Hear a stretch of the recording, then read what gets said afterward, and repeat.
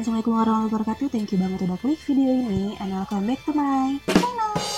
Oke, di video kali ini aku gak bakal cerita tentang horor-horor, gak bakal cerita tentang kriminal-kriminal, melainkan di new segmen ini aku bakal cerita tentang sebuah sejarah.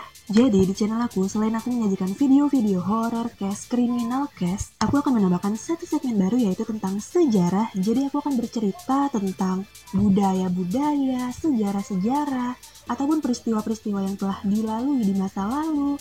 Pokoknya banyak deh yang harus dikulik-kulik. So, buat kalian yang suka dengan channel storytelling, kalian wajib banget untuk klik tombol subscribe di channelnya aku dan juga nyalain notifikasinya supaya kalian gak ketinggalan misalnya aku upload video-video terbaru. Seperti yang kita tahu, negara Turki memang negara yang memiliki banyak sekali cerita-cerita sejarah. Gak cuma ceritanya aja, friend. Dimana kita bisa melihat bangunan-bangunan peninggalan dari sejarah itu tersendiri. Contohnya kayak ada Masjid Hagia Sophia, ada Masjid Süleymaniye, ada Masjid Mihrimah, ada Istana Topkapı, pokoknya masih banyak lagi deh. Tapi di video kali ini aku bukannya mau bercerita tentang bangunan-bangunan yang tadi aku sebutin ya friend, melainkan aku akan bercerita tentang seorang raja yang sangat termasyur, terhebat di sana sebelum negara tersebut diberi nama Turki. Siapa lagi kalau bukan? Yap, betul, Sultan Sulaiman Al-Kanuni. Jadi sebelum diberi nama Turki, negara tersebut dikenal sebagai Kekaisaran Ottoman, yaitu salah satu kekhalifahan besar Islam yang menjadi penguasa di benua Eropa dan juga Asia. Di mana kekhalifahan tersebut sudah dimulai sejak tahun 1299 sampai dengan 1923 Masehi. Nah, pendiri kekaisaran ataupun kerajaan Ottoman adalah Sultan Osman Gazi yang dimulai pada tahun 1299 Masehi. Raja yang dikenal sebagai Osman I ini memperluas kerajaannya sampai dengan wilayah-wilayah sekitarnya. BTW FYI aja nih, kenapa sih kok aku sampai tertarik mau membahas tentang sejarah-sejarah? Karena kita semua kan tahu ya, sekarang ini si corona ini masih ada ya kan. Nah terus misalnya weekend udah tiba nih, mau pergi kemana-mana juga kan gak enak gitu bawaannya ya kan. Harus pakai masker lah, bawa-bawa hand sanitizer lah. Jadinya ya paling juga kalau weekend cuma bisa nonton film-film aja ya kan. Nah, karena emang aku akhir-akhir ini tuh udah jarang banget nonton TV, paling juga aku nontonnya tuh YouTube or film-film yang ada di laptop aku gitu. Sampai akhirnya aku menemukan salah satu film di YouTube yang bernama Magnificent Century, dan aku nih langsung ingat kayaknya kok ini film udah pernah tayang di TV ya kan? Bener aja, nggak taunya pas di TV itu namanya adalah Abad Kejayaan. Akhirnya aku maraton setiap malam, apalagi kalau weekend bisa 2-3 episode aku habisin. Nah, pas aku nonton film Magnificent Century ini nih, selain aku tertarik sama filmnya, aku juga kagum banget sama para pemainnya, friend, sumpah aja. Dimana di film itu tuh semua pemerannya tuh bener-bener totalitas banget, friend. Contohnya ya gestur tubuhnya lah, gaya jalannya, bicaranya, semuanya pokoknya the best banget dah. Aku aja dicurcol. Terus film ini kan emang beneran tentang sejarah si Sultan Sulaiman ini ya kan friend. Jadinya aku tuh tertarik untuk mengulik-ngulik sejarah aslinya. Karena you know lah, namanya juga kan film, pasti udah dicampur aduk sama bumbu-bumbu entertain biar makin greget ya kan. Seperti biasa buat kalian yang mendengarkan ceritaku sampai habis, make sure to keep on watching. Sultan Sulaiman Al-Kanuni bin Selim adalah salah satu raja Turki Ottoman yang merupakan seorang raja yang sangat-sangat termasyur, terhebat, dan juga terkenal karena kewibawaannya. Ia adalah Sultan ke-10 dan merupakan keturunan dari Sultan Fatih sang penakluk Konstantinopel. Nah, Sultan Al-Fatih ini nih mempunyai hubungan dengan awal mula pembangunan Masjid Hagia Sophia yang beberapa waktu kemarin sempat heboh karena masjid tersebut dibuka kembali oleh Presiden Turki yaitu Erdogan setelah beberapa tahun dijadikan museum. Back to the story. Sultan Sulaiman dikenal sebagai The Magnificent atau kalau dalam bahasa Turki adalah Muhteşem Sultan. Dia mendapatkan gelar tersebut karena diyakini bahwa Sultan Sulaiman adalah sultan terbesar di Kekaisaran Ottoman. Dia juga pemimpin yang paling lama berkuasa dibanding dengan raja-raja lainnya.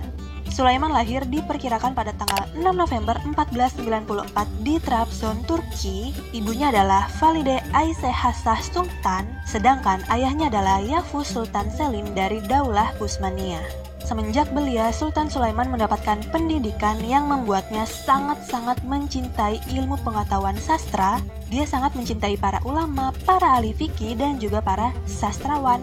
Semenjak masa pemerintahannya, Sultan Sulaiman ini sangat-sangat totalitas banget, friend. Dia memenuhi hari-harinya untuk bertanggung jawab sebagai kepala negara. Di awal pemerintahannya aja, friend, dia ini udah berhasil memperluas wilayah kekuasaan dikarenakan dia ini sangat-sangat cerdas dalam bidang militer.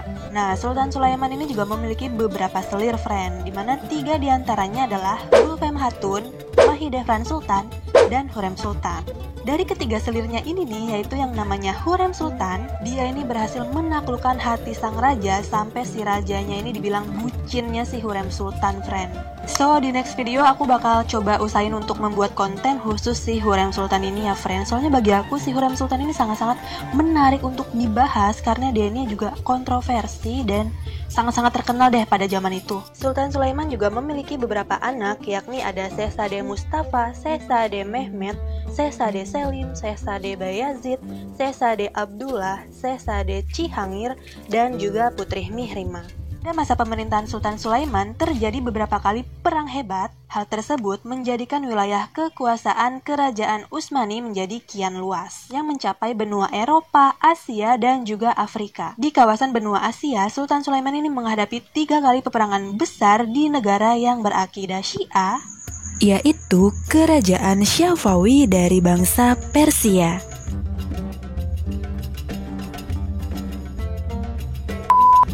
Keberhasilan pasukan Turki mengalahkan Kerajaan Safawi mengakibatkan Irak menjadi bagian dari Daulah Utsmani. Sultan Sulaiman juga mengarahkan pedangnya ke Hungaria, dan akhirnya Sultan Sulaiman bisa menguasai penuh kerajaan Hungaria setelah dia berhasil mengalahkan Raja Louis di pertempuran Mohawk. Nah, perang Mohawk ini nih yang sangat-sangat terkenal dan melegend di kawasan benua Eropa. Selain itu, perang Mohawk diyakini memiliki strategi yang sangat-sangat bagus sampai akhirnya Raja Louis pun berhasil dikalahkan oleh Sultan Sulaiman. Pemerintahan di zaman Sultan Sulaiman berjalan dengan sangat-sangat baik. Dengan sistem administrasinya yang bagus, perekonomiannya juga lancar. Hal tersebut dikarenakan Sultan Sulaiman ini menguasai jalur dagang di Laut Mediterania dan juga Laut Hitam. Pada masa Sultan Sulaiman, kekuatan maritim diperkokoh. Panglima Angkatan Laut yang paling terkenal di zaman pemerintahannya Sultan Sulaiman adalah Khairuddin Barbarossa.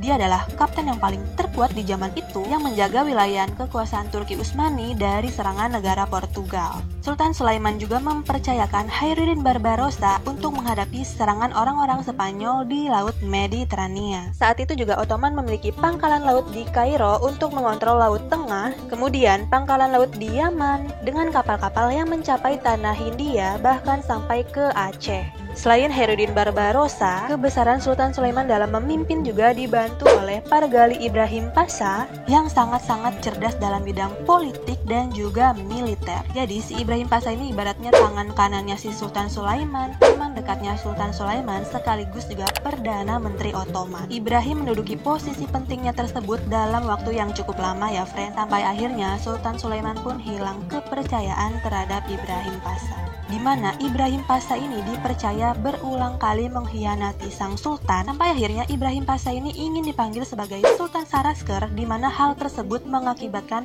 Sultan Sulaiman ini murka. Dan akhirnya di tahun ke-13 Ibrahim pun dieksekusi dan akhirnya posisinya digantikan oleh Rustem Pasha. Semenjak kematian Ibrahim, Sultan Sulaiman ini sering menggonta-ganti posisi Perdana Menterinya, friend. Seorang sejarawan yang bernama Jamaluddin Fali Al-Kailani, dia mengatakan masa kepemimpinannya Sultan Sulaiman merupakan masa keemasan kejayaan Ottoman.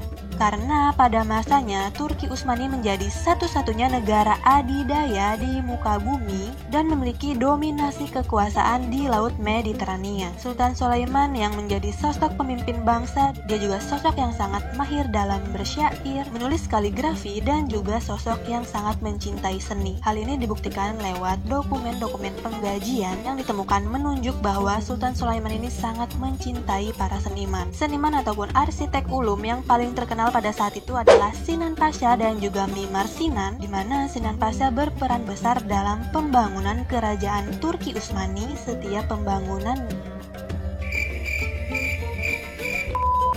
Sinan Pasha juga yang memberikan sentuhan khas Utsmani, sehingga orang-orang akan mudah mengenali bangunan-bangunan khas Utsmani. Sedangkan Mimar Sinan berperan besar dalam pembangunan Masjid Sulaiman Al-Qanuni atau Sulaimaniye. Sulaiman dikenal sebagai raja yang adil dalam pengambilan keputusan. Sebelum mengambil keputusan, dia ini selalu berdiskusi bersama Syekh Abi Asyur Afendi. Selain itu juga Sultan Sulaiman berusaha keras agar keputusan yang dia ambil tidak melenceng dari garis syariat Islam. Sultan Sulaiman pun mempunyai undang-undangnya sendiri yang dikenal sebagai Kanun Namuhu Sultan Sulaiman. Dalam bahasa Indonesia berarti Undang-Undang Sultan Sulaiman. Undang-undang yang ia susun diterapkan hingga ke abad 19 Masehi, dan karena konsistensi Sultan dalam menerapkan undang-undang yang ia susun, akhirnya Sultan Sulaiman pun mendapatkan julukan Al-Qanuni. Di penghujung usianya, Sultan Sulaiman ini menderita penyakit persendian ataupun encok. Gegara penyakitnya tersebut, Sultan Sulaiman ini udah nggak bisa mengendarai kuda. Walaupun kondisinya yang sedang sakit parah, Sultan Sulaiman ini tetap berangkat untuk berjihad ke Hungaria pada tanggal 29 April tahun 1566 Masehi. Saat sampai di kota Siegfried, Hungaria, sakit yang ia derita pun bertambah parah. Namun sekali lagi hal tersebut tidak menjadikannya alasan dan tetap yakin untuk berjihad. Sulaiman pun mengepung kota Siegfried. Setelah 2 minggu mengepung, akhirnya pasukan Islam pun berhasil mencapai garis depan dan pertempuran pun pecah. Pada saat perang tersebut, kondisi cuacanya pun kurang baik. Kekuatan Kristen pun sangat kuat dan bersemangat tinggi, sehingga menjadikan perang tersebut adalah perang yang paling terberat yang dilalui oleh Sultan Sulaiman. Ya iyalah, jelas berat, wong dia ini lagi sakit ya kan. Apa jadi cowok? Karena kegigihan dan rasa tanggung jawab Sultan yang besar, dan dia pun tidak pernah putus untuk berdoa, akhirnya salah satu peluru meriam dari pasukan Islam berhasil menghantam gudang pasukan musuh, dan akhirnya bendera Sulaimania pun berhasil ditancapkan di atas benteng musuh. Merinding banget ya kan, zaman dulu mah perang-perangan begitu ya, mendingan zaman sekarang pada rebahan. Betapa bahagianya Sultan atas kemenangannya tersebut. Beliau pun langsung memuji Allah atas nikmat dan telah mendengar doa Sultan Sulaiman. Nah, setelah perang inilah Sultan Sulaiman pun merasa ajalnya ini udah makin dekat. Pokoknya dia ini udah berserah diri dan juga ikhlas apabila ajalnya menjemput pada saat itu. Dan akhirnya Sultan Sulaiman pun wafat pada tanggal 6 September 1566 Masehi dengan masa kepemimpinannya yang dimulai sejak 1520 sampai 1566 Masehi. Kemudian putra Sulaiman yakni Selim kedua mendapatkan kabar wafatnya ayahanda tercinta. Tanpa mikir panjang, Sesade Selim pun langsung berangkat menuju kota Siegfried untuk menjemput jenazah ayahanda tercinta agar dibawa ke Istanbul. Dan karena raja pun telah wafat, otomatis tahta pun diteruskan kepada anaknya yaitu Selim kedua. Nah, Sesade Selim ini merupakan anak Sultan Sulaiman bersama istri sahnya yaitu Hurrem Sultan. Tiba di penghujung video, semoga kisah Sultan Sulaiman yang aku ceritakan di videoku kali ini bermanfaat dan menambah wawasan untuk kalian semua ya friend. Dan asal kalian tahu ya, banyak serial-serial ataupun film-film tentang tokoh-tokoh muslim yang udah dicampuri oleh bumbu-bumbu fiksi demi tuntutan entertain, sehingga akhirnya kayak melenceng dari kisah maupun sejarah aslinya tokoh-tokoh tersebut. Ya pokoknya serial maupun film-film tersebut intinya cuma dijadiin hiburan aja dan jangan jadi patokan sebagai sejarah aslinya. Oke, sampai di sini dulu video aku kali ini. Jangan lupa di klik like-nya jika kalian suka dengan video aku, juga boleh komen di bawah ide maupun saran yang kalian punya. And last, don't forget to klik tombol subscribe supaya channel aku makin berkembang. Thank you all, see you on my next video. Bye.